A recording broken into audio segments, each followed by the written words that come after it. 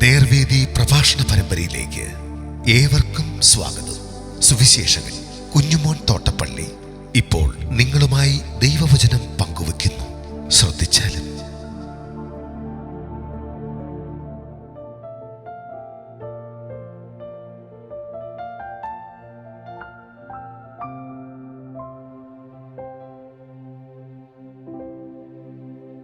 കെട്ടപ്പെട്ട കഴുതക്കുട്ടി. ദൈവനാമത്തിന് മഹത്വമുണ്ടാകട്ടെ. മത്തായിയുടെ സുവിശേഷം 21 അധ്യായത്തിൻ്റെ 1 മുതൽ 5 വരെയുള്ള വാക്യങ്ങൾ ഞാൻ വായിക്കുന്നത് ശ്രദ്ധിച്ചാൽ. അനന്തരം അവർ യെരുശലേമിനോട് സമീപിച്ചു ഒലിവുമലയരികെ ബേത്ഫഗയിലും ബെഥാനിയയിലും എത്തിയപ്പോൾ യേശു 2 ശിഷ്യന്മാരെ അയച്ചു. നിങ്ങൾക്കെതിരെയുള്ള ഗ്രാമത്തിൽ ചെല്ലുവീൻ. അവിടെ കെട്ടിയിരിക്കുന്ന ഒരു പെൺകഴുതയും അതിൻ്റെ കുട്ടിയെയും നിങ്ങൾ ഉടനെ കാണും. അവയെ അഴിച്ചുകൊണ്ട് വരുവീൻ. നിങ്ങളോട് ആരാനും വല്ലതും പറഞ്ഞാൽ കർത്താവിന് ഇവയെക്കൊണ്ട് ആവശ്യമുണ്ട് എന്ന് പറവീൻ. തൽക്ഷണം അവൻ അവയെ അയക്കും എന്ന് പറഞ്ഞു. സിയോൻ പുത്രി, ഇതാ നിന്റെ രാജാവ് സൗമ്യനായി കഴുതപ്പുറത്തും വാഹനമൃഗത്തിൻ്റെ കുട്ടിയുടെ പുറത്തും കയറി നിന്റെ അടുക്കൽ വരുന്നു എന്ന് പറവീൻ. എന്നിങ്ങനെ പ്രവാചകൻ മുഖാന്തരം അരുളി ചെയ്തത് നിവൃത്തിയാകുവാൻ ഇത് സംഭവിച്ചു.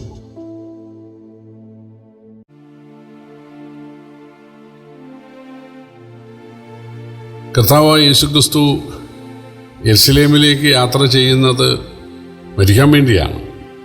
യേശു പല പ്രാവശ്യം ശിഷ്യന്മാരോടത് പറഞ്ഞു. ഞാൻ യെരുശലേമിലേക്ക് പോകുന്നു, അവിടെ മൂപ്പന്മാർ, മഹാപുരോഹിതന്മാർ തുടങ്ങിയവർ എന്നെ പിടിക്കുകയും എന്നെ അടിക്കുകയും ഉപദ്രവിക്കുകയും തുപ്പുകയും ചെയ്ത് എന്നെ കുരിശിക്കും. എന്നാൽ ഞാൻ 3-ാം ദിവസം ഉയർത്തെഴുന്നേൽക്കും എന്നായിരുന്നു യേശു പറഞ്ഞത്. അപ്പോൾ യേശുവിൻ്റെ ലക്ഷ്യം മനുഷ്യവർഗത്തിൻ്റെ പാപപരിഹാരത്തിനു വേണ്ടി യാഗമാകുക എന്നുള്ളതായിരുന്നു. ചില ആളുകൾ വിചാരിച്ചിരിക്കുന്നത് യേശുവിൻ്റെ ഉപദേശം പിടിക്കാത്ത ആളുകൾ യേശുവിനെ കുരിശിച്ചു, പക്ഷേ യേശു ദൈവമായതുകൊണ്ട് യേശു ഉയർത്തെഴുന്നേറ്റു എന്നാണ്. അങ്ങനെയല്ല.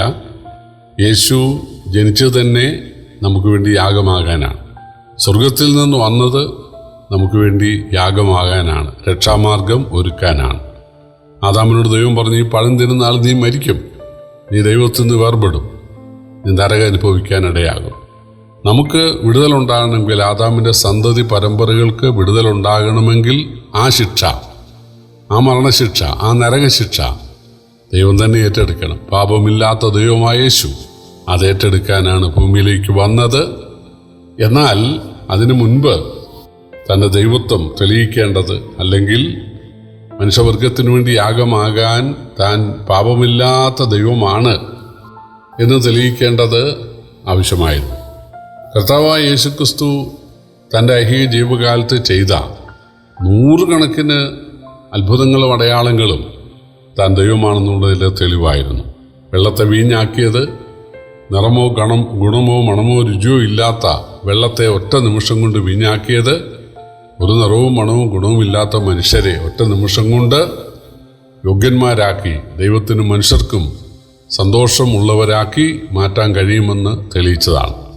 5 കൊണ്ട് 5000 പോഷിപ്പിച്ചത്, അതായത് ക്വാണ്ടിറ്റിയുടെ മേൽ തനിക്കുള്ള അധികാരം, നമ്മുടെ ഇല്ലായ്മകൾക്ക് പരിഹാരം വരുത്താൻ കഴിയുമെന്ന് യേശു തെളിയിക്കുകയായിരുന്നു. മത്സ്യങ്ങളെ വലയിൽ അകപ്പെടുത്തിയതും മത്സ്യങ്ങളെ കടലിൽ നിന്ന് അകറ്റിയതുമൊക്കെ സമുദ്രത്തിൻ്റെ മേൽ അല്ലെങ്കിൽ വെള്ളത്തിൽ തനിക്കുള്ള അധികാരം തെളിയിച്ചാണ്. കാറ്റിനെയും കടലിനെയും ശാസിച്ചമർത്തിയത് പ്രകൃതി ശക്തിയുടെ മേൽ തനിക്കുള്ള അധികാരം വെളിപ്പെടുത്തിയതാണ്. രോഗികളെ സൗഖ്യമാക്കുന്നതും മരിച്ചവർ ഉയർപ്പിച്ചതുമെല്ലാം താൻ മനുഷ്യൻ്റെ സൃഷ്ടാവാണ്, മനുഷ്യൻ്റെ പ്രശ്നങ്ങൾക്ക് പരിഹാരം കെടുത്താൻ കഴിവുള്ളവനാണ് താനെന്ന് തെളിയിച്ചതാണ്. ഇവിടെ അതിന് തത്തുല്യമായ ഒരത്ഭുതമാണ്. അതായത് ഇണങ്ങാത്ത കഴുതക്കുട്ടിയുടെ പുറത്ത് സഞ്ചരിക്കുക. കഴുത വാഹനമൃഗമാണ്. എന്നാൽ ഒരാൾക്കൊരു കഴുതപ്പുറത്ത് കയറണമെങ്കിൽ ആ കഴുത പരിശീലനം ലഭിച്ചിരിക്കണം. അല്ലെങ്കിൽ അത് ബഹളമുണ്ടാക്കി ആളെ തല്ലി താഴെയിടും. കാളയായാലും ഒട്ടകമായാലും ആനയായാലും അതിന് പരിശീലിപ്പിച്ചാൽ മാത്രമേ നമുക്ക് അതിനെ നഖം വയ്ക്കാനും അല്ലെങ്കിൽ അതിനെക്കൊണ്ട് ജോലികൾ ചെയ്യിക്കാനും അതിൻ്റെ പുറത്ത് യാത്ര ചെയ്യാനും കഴിയുള്ളൂ. പക്ഷേ ഇവിടെ ഇതുവരെ ആരും കയറാത്ത, ഒരു ഭാരവും ഇതുവരെ ചുമപ്പിക്കാത്ത ഒരു കഴുതക്കുട്ടിയുടെ മേലാണ് യേശു യാത്ര ചെയ്യുന്നത്. അതിൻ്റെ അർത്ഥം മൃഗങ്ങളുടെ സൃഷ്ടാവ് താനാണെന്നാണ്.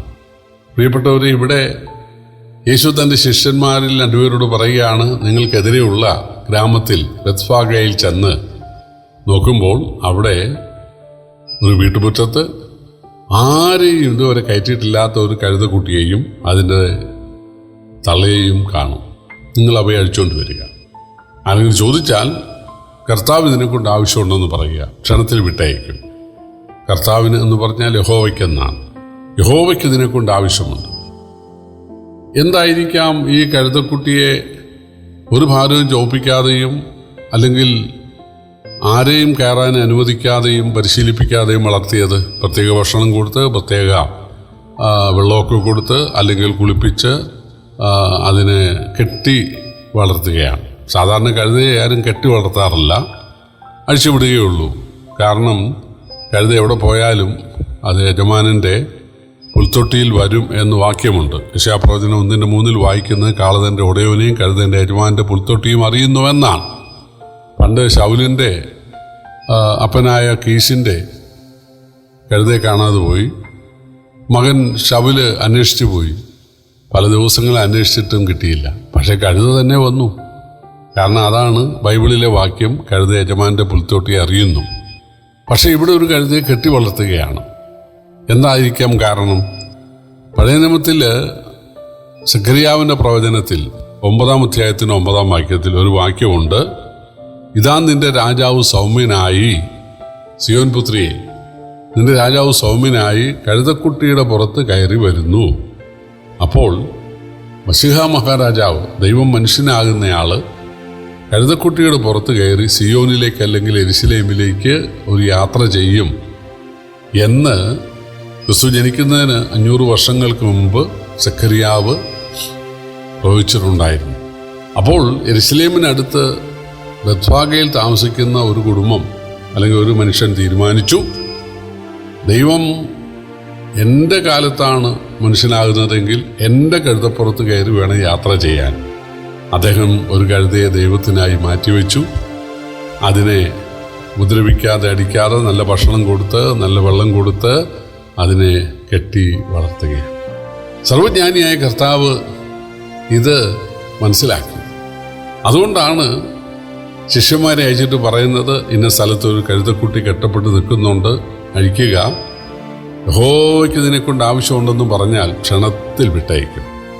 പരിചയമില്ലാത്ത ഗലീലക്കാരായ ശിഷ്യന്മാർ ഈ യഹൂദിയിലെ യെരുശലേമിനടുത്ത ബെത്ഫാഗയിലെ ഈ വീട്ടുമുറ്റത്ത് ചെന്ന് കഴുതക്കുട്ടി അഴിച്ചു. ക്ഷണത്തിൽ അവർ വിട്ടയച്ചു.